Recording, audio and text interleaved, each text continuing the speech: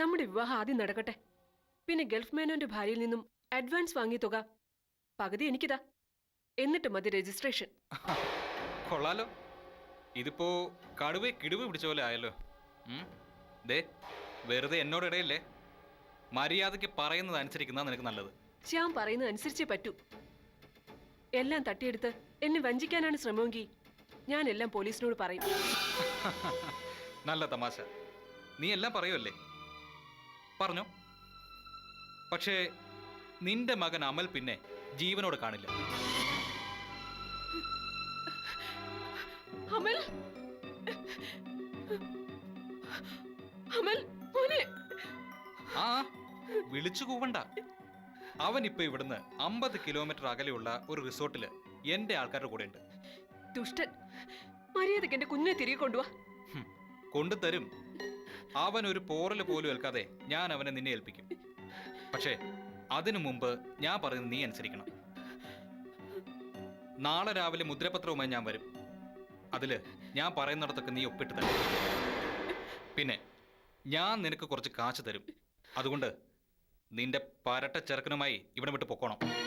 വേണമെങ്കിൽ ആ തെണ്ടി പ്രദീപിന്റെ അടുത്തേക്ക് തന്നെ നീ വീട്ടിൽ പോയിക്കോ.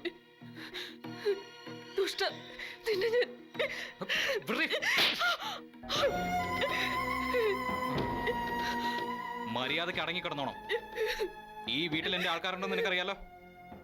ഞാനൊന്ന് കഴിഞ്ഞൊടിച്ചാ നിന്നെ അവർ പിച്ച് കീറും. പറയുന്നത് അനുസരിച്ചാ നിനക്ക് നിന്റെ മകന് ജീവൻ തിരിച്ചു കിട്ടും.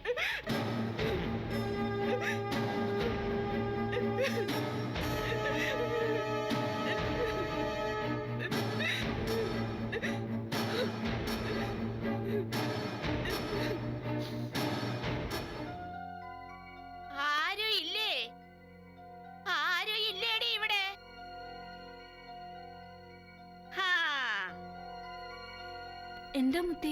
ഓ, നീ കൊട്ടാരത്തിൽ കയറി ഒളിച്ചിരിക്കുവല്ലേടി മൂദേവി. മുത്തി എന്തിനാ ഇപ്പൊ ഇങ്ങനെ കിടന്ന് വിളിച്ചു പോകുന്നേ? എടി, നിന്നെ ജീവൻ കൊടുത്ത് സ്നേഹിച്ച കരുമന നീ എന്ത് ചെയ്തടി? എന്റെ പൊന്നും കൊടുത്ത കരുമന നീ കൊലയാളിയാക്കിയില്ലേ? നീ മുടിഞ്ഞു പോകൂടി, മുടിഞ്ഞു പോകും. മുത്തി, ഞാൻ മിണ്ടി പോകരുത്. എടി, നിന്റെ തലയിലും മലങ്കാളി ഇടിത്തി വീഴ്ത്തോടി. ഈ കൊട്ടാരവും പത്രോസും ഒക്കെ വെന്ത് വെണ്ടീറാകൂടി. ഓ, വന്നല്ലോ ഡാക്കിട്ടരമ്മ. എടി, നീ ഈ തറവാട്ടി വന്ന് കയറി അന്നു മുതൽ ഇവിടെ മുടിയാൻ തുടങ്ങി. ആദ്യം ചിന്നുനെ നീ കയ്യും കാലും തളർത്തി. പിന്നെ ഇപ്പൊ എന്റെ കരുമനെ കൊലയ്ക്ക് കൊടുത്തു. പിന്നെ ഇങ്ങനെയൊക്കെ ചെയ്യാൻ എന്റെ കരുമൻ എന്നാ പാതകൊടി നിന്നോടൊക്കെ ചെയ്തത്? ഒരു ഡോക്ടർ മതാമ്മ വന്നിരിക്കുന്നു. എടി, ചുമ്മാതല്ലടി നിന്റെ കെട്ടിയൊരു സായിപ്പ് തല്ലിക്കൊന്നത്. മതി മുത്തി, ഇനി ഒന്നും പറയണ്ട. ഞാൻ പറയൂടി, പറയാൻ തന്നെയാ ഞാൻ വന്നത്. നിനക്ക് നീരേറ്റുകാരുടെ തൊലി വെളുപ്പും കാശും കണ്ടപ്പോ കണ്ണു മഞ്ഞളിച്ചു പോയി. എടി, ഈ ബുദ്ധി കുറെ കണ്ടതാ. ഇങ്ങനെ തൊലിവെളുപ്പ് കാണിച്ചിട്ടാ ഈ ദിക്കണ ഡോക്ടർ മദാമ്മയുടെ മൂത്ത സഹോദരൻ ആ മഹേശ്വരൻ നിന്റെ അമ്മയെ ചതിച്ചത്. കാട്ടിലെ പെണ്ണിന്റെ മാനം കെടുത്തിട്ട് അവളുടെ ചേട്ടൻ പൊടിയും തട്ടിയിട്ട് പോയി. നിന്നെ പെറ്റേച്ച് നിന്റെ തള്ള അങ്ങ് ചത്തും പോയി. എടി, ഞാനും മൂപ്പനും കൂടെയാ ഉറുമ്പ് പൊതിഞ്ഞു കിടന്ന് നിന്നെ ചാകാതെ രക്ഷിച്ചത്. നീ അത് മറക്കും. കാരണം നീ മദാമ്മയുടെ ചോരയാ, ചതിയന്മാരുടെ ചോര. മതി, നിർത്ത്. വീട്ടിൽ കയറി വന്ന് അസംബന്ധം പറയുന്നതിന് ഒരു അതിരുണ്ട്. വേഗം പോയേ. പോകാൻ മനസ്സില്ലടി. അയ്യടി, നിന്റെ മീശ വിരിച്ച ഈ മുത്തി പേടിക്കൊന്ന് കരുതിയാ? അമ്പടി വെള്ളക്കരടി. തേ, ഈ കൈ കൊണ്ട് പുലിയുടെ കാല് വെട്ടിയെടുത്തവളാ ഈ മുത്തി. പറയാനുള്ളത് പറഞ്ഞേച്ചേ പോകൂ. എവിടെയാണ് നിന്റെ പോലീസ് ഓഫീസർ? അവളെ വിളിക്ക്. എനിക്ക് അവളോട് രണ്ടു പറയണം. മുത്തി, കരുമൻ തെറ്റ് ചെയ്തിട്ടാ സെലീന അവനെ അറസ്റ്റ് ചെയ്തത്. അവൻ മരിച്ചുപോയി ആ ഡോക്ടറിന്റെ മകളെ തട്ടിക്കൊണ്ടുപോയി. പച്ചക്കള്ളം. ഞാനത് വിശ്വസിക്കേല. നിന്നെ ഞാൻ ഇനി കുടിച്ച വെള്ളത്തിലും വിശ്വസിക്കേല. ഇതാണ് മുത്തി സത്യം. സംശയം ഉണ്ടെങ്കിൽ കരുമനോട് നേരിട്ട് പോയി ചോദിക്ക്. അവനെ ചോദ്യം ചെയ്യാനായി SP ഓഫീസിലേക്ക് കൊണ്ടുപോയിരിക്കുക. മുത്തി അങ്ങോട്ട് ചെല്ല്, അവൻ സത്യം പറയും. ചെല്ല്. പോകാൻ പോകാനല്ലേ പറഞ്ഞത്?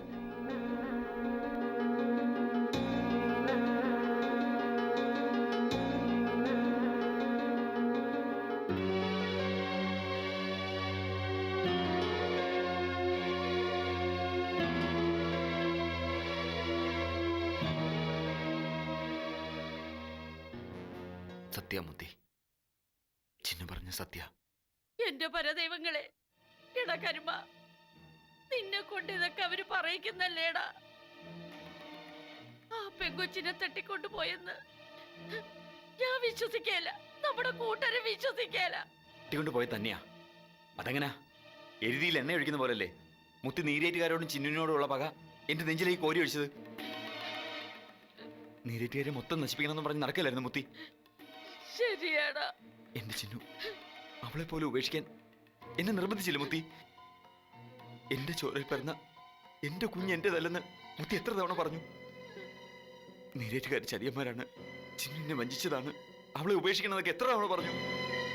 ശരിയാടാ, എല്ലാം ഞാൻ പറഞ്ഞതാ. എന്നാലും അതിന് നീ ഈ കടുകൈ ചെയ്യുമെന്ന് ഞാൻ കരുതിയില്ലടാ കരുമ. ചെയ്തു. എല്ലാവർക്കും തൃപ്തിയായില്ലേ? ആ പാവം ഡോക്ടറെ നാട്ടുകാരുടെ മുമ്പിൽ അപമാനിച്ചു, അവരുടെ ക്ലിനിക്ക് തല്ലി പൊട്ടിച്ചു, ചിന്നുവിനെ ഒരുപാട് കണ്ണീര് കുടിപ്പിച്ചു. തൃപ്തിയായില്ലേ? അതിനൊക്കെ ഞാനാണോടാ കരുമ കാരണക്കാരി? പിന്നെ ആരാ?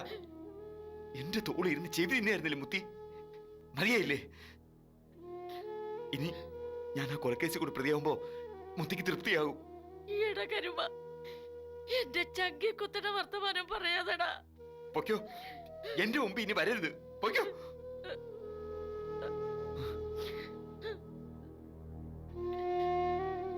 മാപ്പാക്കണം, എന്റെ കരുമനോട് മാപ്പാക്കണം സലീന സാറ്. അവൻ പാവ, അവനെ ചതിച്ചതാ. എന്റെ മലദൈവങ്ങളെ, ഞാനിനി എന്നാ ചെയ്യും?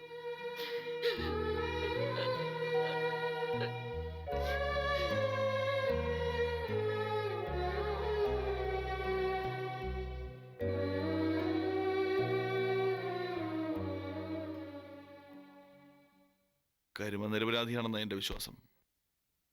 എന്നെ ഈ കേസിൽ കുരുക്കിയതുപോലെ കരുമനെ ആരോ കുരുക്കിയതാ. പക്ഷെ സെലീന പറയുന്നത് കരുമനാണ് മരിച്ചുപോയ ഡോക്ടർ ഫിലിപ്പിന്റെ മകളെ കിഡ്നാപ്പ് ചെയ്തെന്ന്. ചിന്നുവിന്റെ മുമ്പിൽ വെച്ച് അവനത് സമ്മതിക്കുകയും ചെയ്തു. ആ പെൺകുട്ടിയെ തട്ടിക്കൊണ്ടുപോയിട്ട് കരുമൻ എന്ത് ഗുണം കിട്ടാനാ? അവന് ഒരു മോശ സ്വഭാവമുള്ളതായിട്ട് എനിക്ക് ഒരിക്കലും തോന്നിയിട്ടില്ല. തൻ്റെ ഇടിയും ദുരഭിമാനിയൊക്കെ ആണെങ്കിലും ഒരിക്കലും കരുമൻ ഇത്രയും നീചമായിട്ട് കുറ്റം ചെയ്യുമെന്ന് എനിക്ക് തോന്നുന്നില്ല. എന്തോ കുരുക്കുകൾ കൂടുതൽ മുറുകി വരിക. ആരും സഹായത്തിനുമില്ല. ഇപ്പൊ പ്രദീപ് തിരിച്ചു വന്നപ്പോഴാ എന്തോ ഒരു ആശ്വാസം പോലെ. ഞാനൊരു സംശയത്തിന് നേരിൽ തന്നെയാ. എപ്പോഴും എവിടെ പോയാലും മഫ്റ്റിയിൽ പോലീസ് എൻ്റെ പിറകെയുണ്ട്. പക്ഷേ സത്യം അറിയാതെ എനിക്ക് ഉറക്കമില്ല. എൻ്റെ ഭാര്യാവേഷം കെട്ടി എന്നോടൊപ്പം കഴിഞ്ഞ ആ പിശാചിനെ ആദ്യം കണ്ടെത്തണം. അവളെ കണ്ടെത്തിയ എല്ലാ സത്യവും ഞാൻ പറയിക്കാം. അവളും ആ ശ്യാമും കൂടെ ചേർന്ന് ബാംഗ്ലൂരിൽ നിന്ന് ഗുണ്ടകളെ വരുത്തി ചെയ്യുന്ന ഇതെല്ലാം. പക്ഷേ അതിനൊന്നും ഒരു തെളിവുമില്ല എന്ന് സെലീന പറയുന്നത്. ശ്യാമിന്റെ ഹോട്ടൽ റൂം മരിച്ചു പൊറുക്കി, ഫോൺ ഡീറ്റെയിൽസ് എല്ലാം നോക്കി. അയാളെ സംശയത്തക്ക രീതിയിലുള്ള ഒരു തെളിവും ഇതുവരെ ഇല്ല. പോരാഞ്ഞിട്ട് മർദ്ദം നടന്ന ദിവസം രാത്രിയും പകലും അയാൾ ഹോട്ടൽ മുറിയിൽ നിന്ന് പുറത്തിറങ്ങിയതേ ഇല്ല. അതിന്റെ തലേന്നും പിറ്റേന്നും ക്ഷേത്രത്തിൽ ഭജന ഇരിക്കുകയായിരുന്നു. ഒരു വലിയ കുറ്റവാളിക്ക് ഇതും ഇതിനപ്പുറം ചെയ്യാൻ കഴിയും. നോക്കിയോ, ഞാൻ അവനെ കൊണ്ട് സത്യം പറയിക്കും. ഡാഡി,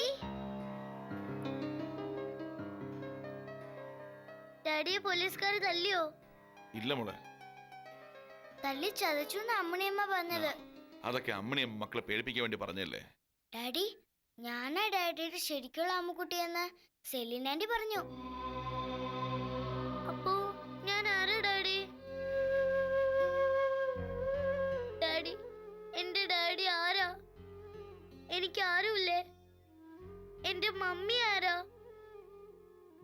ഡാഡി, എന്നെ ശ്യാമങ്ങളിനെ വിട്ടുകൊടുക്കരുത്. നമ്മളെ രണ്ടാളെ വേർപിരിക്കരുത്. നമ്മൾ ഇവിടെ താമസിച്ചോളാം. ഡാഡി, ഈ ആതിര പറയാ നമുക്ക് ഇവിടുന്ന് ഒളിച്ചോടി പോവാമെന്ന്. എനിക്ക് പേടിയാ ഡാഡി. എന്നെ ശ്യാമങ്ങളിന് കൊടുത്താ ഞാൻ എവിടേക്കെങ്കിലും ഓടിപ്പോവും. ചത്താലും ഞാൻ ശ്യാമങ്ങളിന്റെ കൂടെ പോവില്ല. മോളെ, ഡാഡി, ഇല്ല മക്കളെ, നിങ്ങൾ രണ്ടാളും ഞാൻ ആർക്കും കൊടുക്കില്ല. എന്റെ മക്കളാ നിങ്ങൾ രണ്ടുപേരും.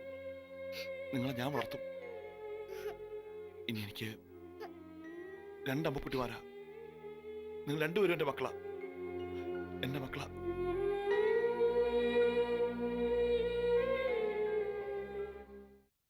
What you want? എന്തിനെത്ര അത്യാവശ്യമായിട്ട് കാണണമെന്ന് പറഞ്ഞ്? അങ്ങറിയാത്ത ചില സത്യങ്ങൾ തുറന്നു പറയാൻ, അങ്ങയുടെ ഭാര്യയെക്കുറിച്ച്. എൻ്റെ ഭാര്യയെപ്പറ്റി പറയാൻ ആരാ നിങ്ങൾ ഇങ്ങോട്ട് അയച്ചത്? സി, എനിക്ക് വർഷയെ നന്നായിട്ടറിയാം. അവളെല്ലാം എന്നോട് പറഞ്ഞിട്ടുമുണ്ട്. ഇല്ല, അവൾ നിങ്ങളെ പറഞ്ഞ് പറ്റിച്ചിട്ടുണ്ടാവും. അതിന് സമർത്ഥയാണവൾ. നുണ പറഞ്ഞ് ഫലിപ്പിക്കാൻ സമർത്ഥയാണവൾ. നിങ്ങളെ അവൾ ചതിക്കുകയാണ്. Stop it. മാത്യു സച്ചാൻ ഇത് തന്നെ പറഞ്ഞു. ഞാനെല്ലാം അന്വേഷിക്കുകയും ചെയ്തു. അവൾ നിരപരാധിയാണെന്ന് എനിക്ക് മനസ്സിലായി. ഇനി നിങ്ങളുടെ സർട്ടിഫിക്കറ്റ് എൻ്റെ ഭാര്യയ്ക്ക് വേണ്ട. സർ, അങ്ങൊരു പാവമാണ്. അങ്ങ് എന്തന്വേഷിച്ചെന്നായി പറയുന്നത്? രഹസ്യമായിട്ട് ഞാൻ അവളുടെ എല്ലാ കാര്യങ്ങളും അന്വേഷിച്ചു. അവളുടെ മൊബൈൽ ഫോൺ ഡീറ്റെയിൽസ്, അവളുടെ യാത്രകൾ, എല്ലാ കാര്യവും. പക്ഷെ അങ്ങേക്ക് തെറ്റുപറ്റി. അങ്ങയുടെ സഹോദരി എൻ്റെ അമ്മയോട് എല്ലാ വിവരങ്ങളും പറഞ്ഞു. അങ്ങയുടെ വിശ്വസ്തനായ ജനറൽ മാനേജർ വഴി ആയിരിക്കുമല്ലോ അന്വേഷണം. അയാൾ കൂറുമാറിയതും സാർ അറിഞ്ഞിട്ടുണ്ടാവില്ല. Nonsense. I don't believe this. പാവം, അങ്ങ് വഞ്ചിക്കപ്പെടുകയാണ്. അങ്ങയുടെ ജനറൽ മാനേജർ ഇപ്പോ വർഷയ്ക്കൊപ്പമാണ്. യഥാർത്ഥ സത്യങ്ങൾ മറച്ചു വെച്ചുകൊണ്ട് അയാൾ അങ്ങേക്ക് തെറ്റായ വിവരങ്ങൾ നൽകിക്കൊണ്ടിരിക്കുക. ടെൽ മീ, എന്തായാലും പറഞ്ഞിട്ട് പോ. എനിക്ക് തിരക്കുണ്ട്. Sorry sir.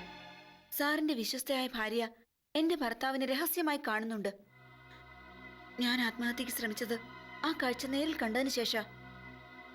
അങ്ങ് ആ ദിവസം വിദേശയാത്രയിലായിരുന്നു. നോ, ആ ദിവസങ്ങളിൽ വർഷ ഈ വീട്ടിൽ നിന്ന് വെളിയിൽ പോയിട്ടില്ല എന്ന് ജനറൽ മാനേജർ പറഞ്ഞു കാണും. സി വീണ, നിങ്ങൾ ഭർത്താവുമായി തെറ്റിക്കഴിയാണെന്നോ നിങ്ങൾ ആത്മഹത്യക്ക് ശ്രമിച്ചു എന്നൊക്കെ ഞാൻ അറിഞ്ഞു. പക്ഷേ അതിൽ വർഷയെ എന്തിനാ വെറുതെ വലിച്ചയക്കുന്ന? See, she's not involve in this matter. നിങ്ങൾക്ക് അവളോട് അസൂയുണ്ട്. അസൂയല്ല, പക. എന്റെ കയ്യിലെ ചൂട് ഒരിക്കൽ അവൾ അറിഞ്ഞതാ. എന്റെ സുധീഷന്റെ നെഞ്ചിൽ, എന്റെ കൺമുമ്പിൽ ഞാൻ അവളെ കണ്ടു. അന്ന് ഞാൻ അവളെ തല്ലി. പ്ലീസ് സർ, സുധീഷേട്ടൻ പാവാണ്. അവൾ പിശാചിനെ പോലെ അദ്ദേഹത്തെ പിന്തുടർന്നുകൊണ്ടിരിക്കുക. സാറ് വിചാരിച്ചാൽ മാത്രമേ അവളെ തടയാൻ പറ്റൂ. പ്ലീസ് സർ, എന്നെ ഒരു സഹോദരിയെ കാണണം. എന്റെ ജീവിതം തകർത്ത രാക്ഷസിയെ അങ്ങ് തിരിച്ചറിയണം. ഇനിയെങ്കിലും അവളെ ഒന്ന് നിലയ്ക്ക് നിർത്തണം. പ്ലീസ്, ഞാൻ അങ്ങയുടെ കാല് പിടിക്കാം. കുട്ടി പോയിക്കൊള്ളൂ, ഞാൻ വേണ്ടത് ചെയ്തോളാം.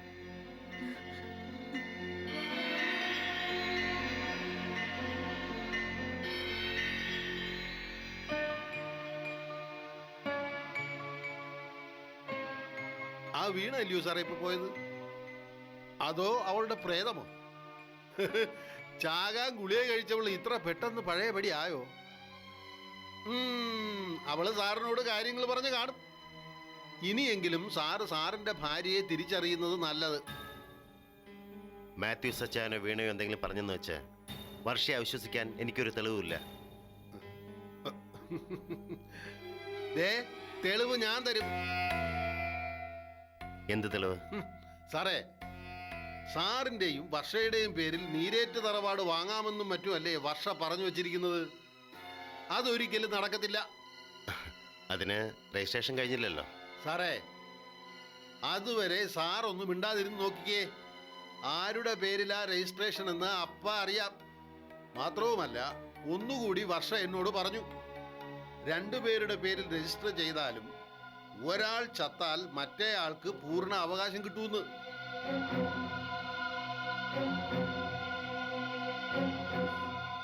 സാറേ, ഞാൻ സാറിനോട് കൂറുള്ളവനാ. സാറിന്റെ പ്രിയ ഭാര്യ സാറിനെ കൊല്ലുമെന്ന് വരെ എനിക്ക് ഭയമുണ്ട്. മതി, നിർത്ത. എല്ലാരും കൂടെ എന്നെ ഭ്രാന്ത് പിടിപ്പിക്കുക.